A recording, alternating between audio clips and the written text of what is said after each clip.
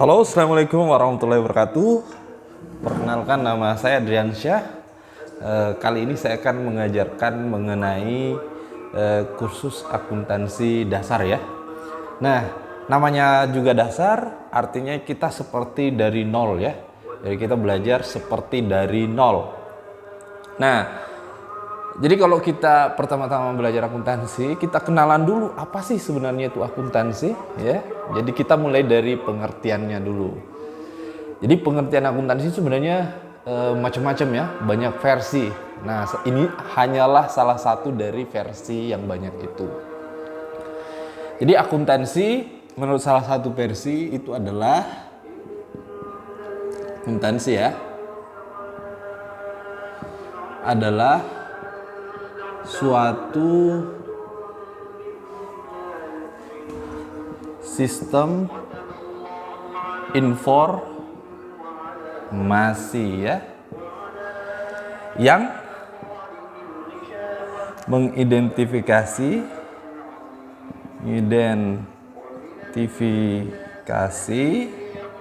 mencatat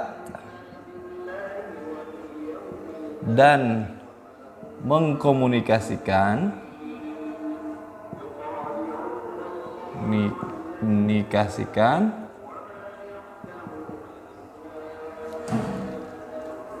peristiwa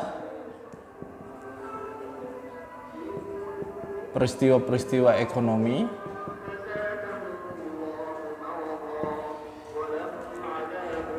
dari sebuah entitas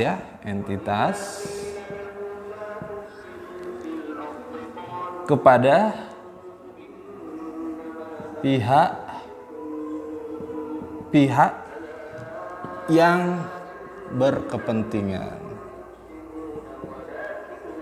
Nah, ini adalah salah satu pengertian dari akuntansi. Mohon maaf ya kalau tulisan saya jelek, harap maklum karena itu sudah melekat di saya, tulisannya susah dibuat bikin bagus. Jadi dari definisi ini atau pengertian ini dikatakan bahwa akuntansi adalah suatu sistem informasi. Jadi akuntansi itu adalah sistem informasi. Kenapa disebut akuntansi itu adalah suatu sistem informasi? Karena di akuntansi itu sendiri aktivitasnya adalah kita mengolah data menjadi sebuah informasi.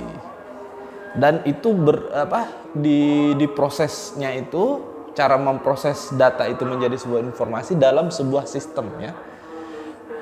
Ya, yang namanya sistem adalah kumpulan elemen yang saling terkait untuk mencapai tujuan tertentu. Artinya kita punya elemen-elemen di dalam proses akuntansi nanti. Elemennya apa saja? Bisa berupa software akuntansi, terus hardware dalam bentuk komputer, atau sekarang sudah bisa dalam bentuk HP Android ya, macam-macam. Intinya adalah ada sistem yang kita gunakan untuk mengolah data-data mengenai apa? Data-data mengenai peristiwa-peristiwa ekonomi dari sebuah entitas. Itu diproses menjadi sebuah informasi. Nah, bagaimana cara memprosesnya? Ataukah aktivitas apa saja yang ada di dalam sistem informasi itu? Itu ada 3 aktivitas akuntansi. Yang pertama adalah proses mengidentifikasi. Jadi ada sebuah peristiwa atau kejadian yang terjadi di perusahaan, kemudian kita lakukan analisis. Apa sih pengaruh dari transaksi ini terhadap posisi keuangan? Misalnya apakah menyebabkan asetnya meningkat, ataukah asetnya berkurang, ataukah kewajibannya, utang-utangnya terbayarkan, atau malah utang-utangnya meningkat. Jadi kita akan menganalisis apa sih pengaruh dari sebuah transaksi atau kejadian terhadap posisi keuangan. Nah, pengaruhnya nanti bisa ada yang bertambah, ada yang berkurang ya, seperti itu. Nah, setelah kita mengidentifikasi apa saja pengaruh dari sebuah peristiwa atau kejadian terhadap posisi keuangan, baru kita melakukan proses pencatatan. Nah, di akuntansi itu kita mencatat menggunakan sistem double entry, yakni sistem pencatatan berpasangan ya, yakni berpasangan antara debit dan kredit. Makanya nanti setiap ada transaksi di akuntansi pasti dicatat, ada yang dicatat di sisi debit dan ada yang dicatat di sisi kredit dalam satu transaksi saja. Jadi satu transaksi nanti catatnya ada debitnya, ada kreditnya. Itu baru dikatakan sistem pencatatan berpasangan atau double entry system. Nah, kalau ada transaksi terus kita cuman catat di debit saja, terus kreditnya tidak ada, atau sebaliknya cuman kredit saja tidak ada debitnya, maka itu yang disebut single entry, bukan double entry. Nanti kita akan mempelajari mekanisme double entry tadi, bagaimana cara menggunakan debit kredit. Nah, itu nanti pada saat kita mencatat. Nanti proses pencatatan ini meliputi beberapa aktivitas pencatatan ya. Yang pertama adalah pencatatan, kemudian pengelompokan sama pengikhtisaran. Jadi di dalam proses mencatat transaksi nanti proses mencatatnya itu kita lakukan 3 hal, yakni pencatatan, pengelompokan transaksi, kemudian pengikhtisaran. Nah, barulah nanti hasil dari proses mencatat ini menghasilkan yang namanya laporan keuangan. Jadi output dari proses pencatatan kita adalah laporan keuangan. Nah, ini akan nanti membentuk siklus pencatatan yang kita kenal, mulai dari membuat jurnal, posting ke buku besar, menyusun neraca saldo, membuat jurnal penyesuaian, menyusun kertas kerja atau neraca lajur, kemudian menyusun laporan keuangan, kemudian membuat jurnal penutup, jurnal pembalik. Itu adalah semuanya adalah proses pencatatan, siklus pencatatan akuntansi. Nah, setelah kita menghasilkan yang namanya laporan keuangan, nah, biasanya kita melakukan namanya analisis laporan keuangan. Analisis itu adalah kita ingin membedah atau kita ingin menafsirkan apa saja yang terkandung di dalam laporan keuangan itu. Kinerjanya misalnya, kita ingin tahu ini laporan keuangannya ini cara membaca kinerjanya seperti apa. Ataukah ini kondisi keuangannya seperti apa? Apakah sehat-sehat saja atau bagaimana? Nanti itu kita membuatkan dalam bentuk analisis misalnya. Misalnya ada namanya analisis rasio. Kita ingin mengetahui tingkat kemampuan perusahaan dalam membayar utang jangka pendeknya yang mau jatuh tempo. Nanti di situ ketahuan, oh ini perusahaan ini likuiditasnya bagus, dia mampu membayar utang-utang jangka pendeknya.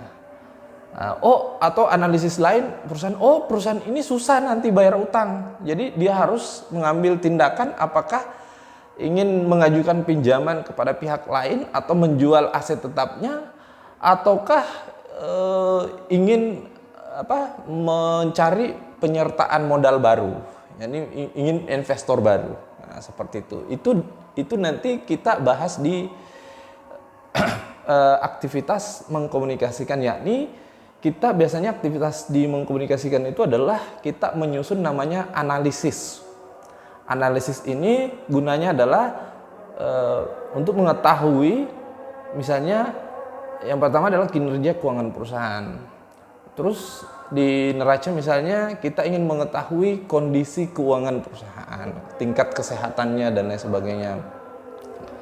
Nah, itu ada 3 ya. Jadi kita nanti di akuntansi belajar lebih lanjut, aktivitasnya yang kita pelajari itu ada 3, yakni mengidentifikasi transaksi, mencatat, dan mengkomunikasikan.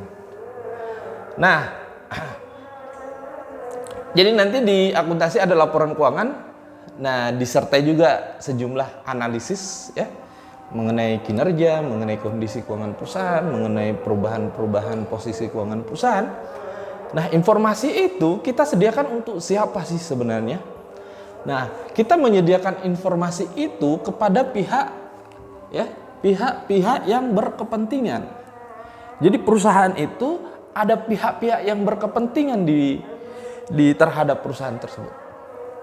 Nah, inilah nanti yang ingin menggunakan informasi akuntansi terkait suatu perusahaan Tujuannya apa mereka ingin menerima informasi tersebut? Tujuannya adalah mereka ingin mengambil keputusan. Keputusan terkait dengan kepentingan mereka. Jadi setiap pihak yang punya kepentingan di perusahaan membaca laporan keuangan atau melihat laporan keuangan itu dalam rangka membuat keputusan. Ya, keputusan mengenai apa? Mengenai kepentingan mereka. Misalnya, nah ini pihak yang berkepentingan ini nanti kita bagi dua ya. Nah, ini biasa disebut stakeholder. Nah, yakni pihak yang berkepentingan. Itu kita bagi menjadi dua, yakni internal perusahaan. Yang kedua adalah eksternal perusahaan, external user. Jadi pengguna laporan keuangan pihak eksternal, ada juga pihak internal. Nah, siapa saja yang pihak internal itu? Internal itu adalah manajemen itu sendiri, yakni pengelola perusahaan. Nah, kita kan mengenal manajemen ya, manajer yang ada di perusahaan. Itulah pihak internal perusahaan. Mereka yang menyusun laporan keuangannya, mereka yang mencatat transaksinya dan lain sebagainya, mereka juga yang menggunakan. Nah, mereka menggunakan itu tujuannya adalah untuk menjalankan fungsi manajemen mereka, seperti fungsi perencanaan. Jadi perusahaan itu dalam melaksanakan membuat perencanaan ke depan itu berdasarkan informasi atau keadaan yang terjadi sekarang. Jadi informasi terdahulu mengenai kinerja perusahaan, kondisi perusahaan itu akan membantu mereka memproyeksikan atau memprediksi masa depan sehingga mereka bisa membuat perencanaan. Begitu juga dalam pelaksanaan. Proses pelaksanaan misalnya bagian penagihan misalnya itu akan melakukan penagihan terhadap piutang-piutang yang sifatnya jatuh tempo misalnya. Nah, untuk mengetahui informasi mengenai piutang jatuh tempo tentu kita butuh yang namanya data atau informasi. Nah, semuanya itu bisa diambil dari sistem informasi akuntansi yang kita punya. Begitu juga bagian misalnya purchasing, bagian pembelian. Nah, kita mau beli persediaan yang mana misalnya? Jenisnya apa? Nah, berarti kita butuh data mengenai misalnya, tahun lalu kalau masuk musim hujan yang laku misalnya payung. Biasanya di market kita itu biasanya kebutuhannya berapa? Kita menggunakan data-data historis misalnya. Kita sudah mau masuk bulan 11 musim hujan. Misalnya kalau kita toko pertanian, kita tahu bibit-bibit apa saja yang biasanya tahun-tahun kemarin itu laku misalnya.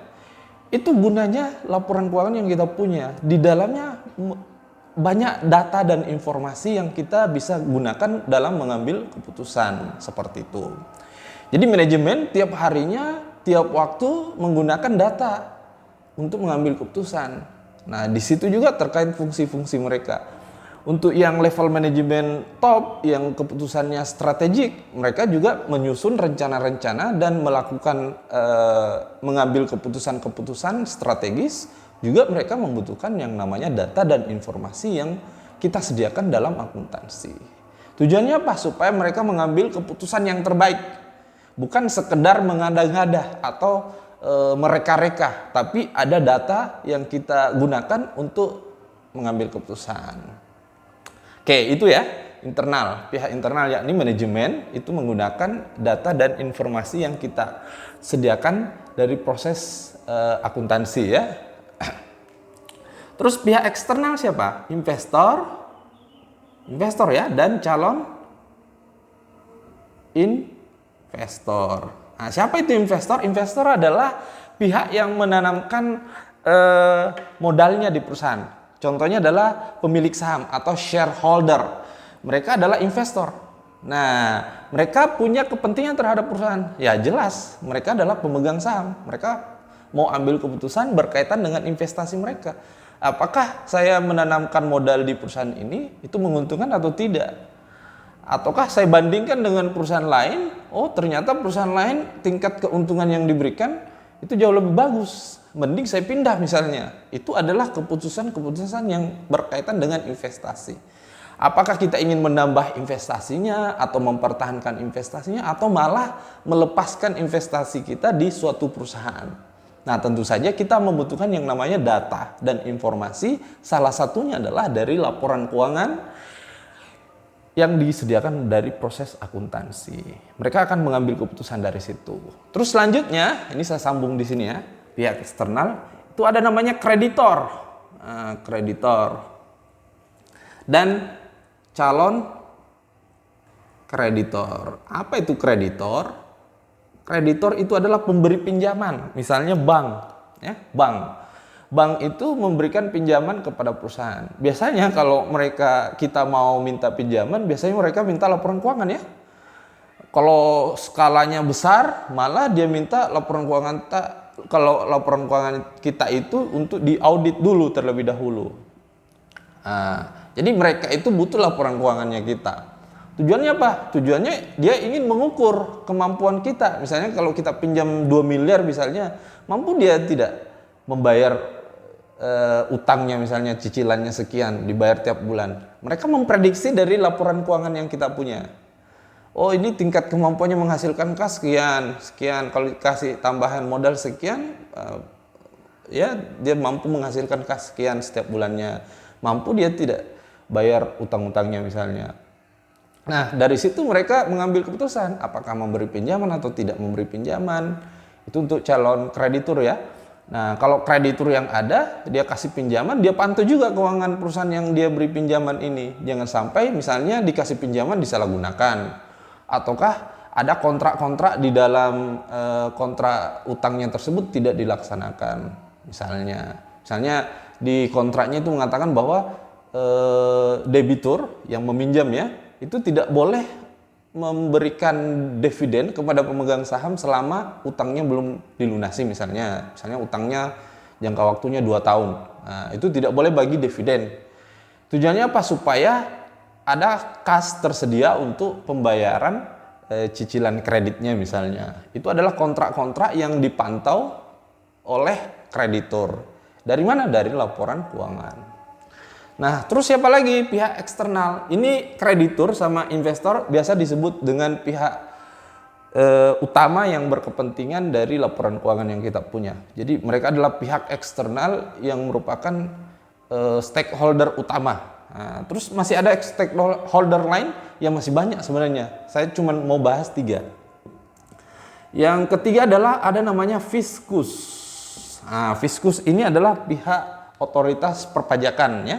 Kalau di Indonesia lembaganya itu adalah Direktorat Jenderal Perpajakan, DJP, Direktorat Jenderal Pajak, itu ya. Nah, biasa di setiap daerah itu dia punya KPP, kantor pelayanan ya. Jadi fiskus itu atau pihak perpajakan itu juga punya kepentingan terhadap perusahaan. Apa itu? Terkait dengan pajaknya perusahaan. Jadi kita punya setiap negara itu punya undang-undang terkait dengan perpajakan. Nah, di undang-undang itu dijelaskan bahwa subjek pajaknya itu adalah salah satunya adalah perusahaan. Ya. Jadi garis besarnya ada 2, yakni orang pribadi dan badan.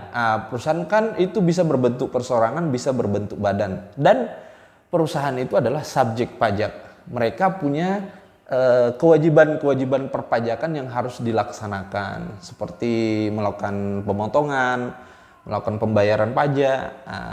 Itu mereka fiskus ini. Jadi kalau kita lapor SPT tahunan, surat pemberitahuan tahunan, mereka itu minta laporan keuangan sebagai lampiran di situ. Itu menunjukkan mereka juga punya kepentingan terhadap laporan keuangan perusahaan. Mereka ingin memantau apakah wajib pajak ini itu telah melaksanakan kewajiban perpajakannya sudah benar atau tidak. Oke, itulah pihak yang berkepentingan ya. Yang pertama adalah pihak internal, yakni manajemen perusahaan. Dalam mengelola perusahaan itu mereka juga butuh data dan informasi akuntansi. Kemudian pihak eksternal, yakni investor dan kreditor. Mereka mengambil keputusan investasi dan kredit menggunakan informasi akuntansi dan pajak. Begitu juga dengan fiskus ya. Mereka juga menggunakan data dan informasi akuntansi itu untuk melihat, memantau kewajiban atau mengawasi tingkat kepatuhan wajib pajak terhadap peraturan perpajakan yang ada. Seperti itu.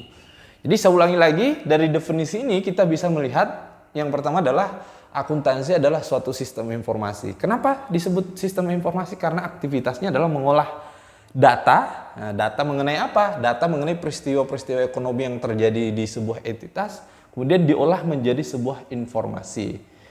Ya, begitu ya. Datanya diubah menjadi informasi. Misalnya data penjualan, data beban, data macam-macam, kemudian diolah menjadi laporan laba rugi misalnya. Diolah menjadi neraca. Karena informasi itu lebih bisa dipahami ketimbang data. Kalau data tidak diolah, itu susah untuk dipahami. Tapi kalau sudah diolah menjadi sebuah informasi, itu insya Allah bisa dipahami. Itulah kenapa akuntansi disebut sebagai sistem informasi. Terus selanjutnya di dalam sistem informasi ini, aktivitas akuntansi apa saja yang dilakukan? Yakni yang pertama adalah mengidentifikasi transaksi, mencatat, dan mengkomunikasikan. Kemudian, kita melakukan ini, melakukan olah data menjadi sebuah informasi, itu tujuannya apa? Tujuannya adalah kita menjadikan informasi kepada pihak yang berkepentingan. Untuk apa? Untuk tujuan mereka mengambil keputusan. Supaya keputusan yang mereka ambil itu benar-benar istilahnya kuat. Ataukah pengambilan keputusannya itu tepat. Nah, maka mereka butuh informasi. Sama kalau kalian misalnya ingin ingin misalnya melamar seseorang, kalian harus butuh informasi mengenai karakternya seperti apa, cocok tidak dengan saya, apakah orangnya misalnya cantik atau apa ya. Berarti kalian butuh apa? Butuh informasi. Informasinya berbentuk gambar, fotonya dilihat, ataukah informasi mengenai perilakunya dari teman-temannya. Intinya adalah nanti dari informasi itu kita mengambil keputusan. Nah, seperti itu juga di dunia bisnis. Ada informasi yang kita terima, kemudian dari informasi itu kita mengambil keputusan. Tapi yang pastinya adalah kita mengolah, kita di akuntansi itu adalah informasinya kita olah sedemikian rupa supaya dia selain relevan, dia juga valid. Nah, jadi jangan sampai kita mengambil keputusan dari informasi yang tidak jelas. Oke, cukup dulu pembahasan mengenai definisi atau pengertian akuntansi. Kita akan bertemu di pertemuan berikutnya, akan membahas mengenai sistem double entry. Oke, kalau ada pertanyaan silahkan ajukan pertanyaan di kolom komentar, dan pastikan kalian subscribe channel ini dan tekan tombol notifikasinya ya. Supaya apa? Supaya kalian bisa dapat update-annya nanti. Dan jangan lupa share, like ya untuk video ini supaya video ini banyak penontonnya dan semakin berkembang channelnya. Oke, terima kasih. Assalamualaikum warahmatullahi wabarakatuh.